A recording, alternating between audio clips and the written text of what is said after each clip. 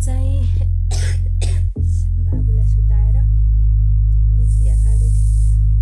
अनि बाहिरको मौसम यस्तो खराब छ, पुरै देखिरहेछ छैन, यस्तो भएको छ, पुरै ग्राङग्रुङ भइरहेछ। अनि अहिले 4 बजिरहेको छैन, 4:15 भयो, पुरै अन्धारो भइसकेको छ, बाटोमा केही देखिरहेको छैन बाहिर। अनि एकदम त्यो लाइट आइरहेको छ त्यो ग्राङग्रुङको, अनि बादल बजिरहेछ। अनि यहाँ बाबु सुतिरहेछ। अनि भाइबरमा म्यासेज आयो कि नानीलाई लिन छिटो आउनु होला भनेर म्यासेज। अब हजुरहरूलाई एक्लै बच्चाहरूलाई एक्लै आउन दिने स्कुलबाट सिचुएसन थिएन। अनि म जाने त कसरी जाने भाइलाई छोडेर, बाबु सुतिरहेछ।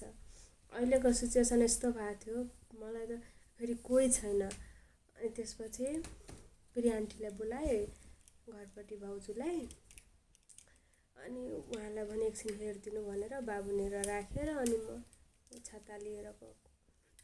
अनि यति स्पिडमा दौड्दै आएको, पुरै थाकिसक्यो, जिउ दुख्नु, मतलब कस्तो हाफिरहेको छु क्या। बेटु बुनु हजुर थाक्नुभयो, दौड्दै आउनुभएको होइन हजुर पनि। सानोलाई चाहिँ अगाडि पठाइदिएँ, ब्याग मैले बोकेँ, अनि भने हजुर अगाडिबाट जानु, ऊ पनि दौड्दै आयो। अनि म अनि ठुलो चाहिँ पछाडिबाट दौड्दै आएँ। अनि अहिले चाहिँ एकदम ऊ भइरहेछ, ग्राङग्रुङ। डर लागिरहेको थियो, लागिरहेको छैन डर? अनि जुन ग्राङग्रुङ भइरहेछ त्यो के भयो? त्यो डर लाग्दैन? मलाई चाहिँ एकदम डर लाग्छ। मलाई चाहिँ कहिलेदेखि डर लाग्न थाल्यो थाहा छ?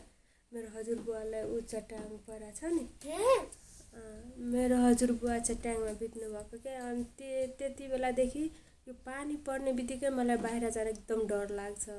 यो ग्राङग्रुङ भयो पनि मलाई, ग्राङग्रुङ हुँदा त मलाई घरमा पनि डर लाग्छ, तर बाहिर निस्किन त मलाई झन् डर लाग्छ। मलाई एकदम डर, कोही बाहिर हुन्छ भने मलाई त्यो पुरै टेन्सन भइरहेको हुन्छ कि त्यो मान्छे, मतलब कोही आफ्नो मान्छे बाहिर छ भने कति बेला घर आओस् भनेर भइरहेको हुन्छ।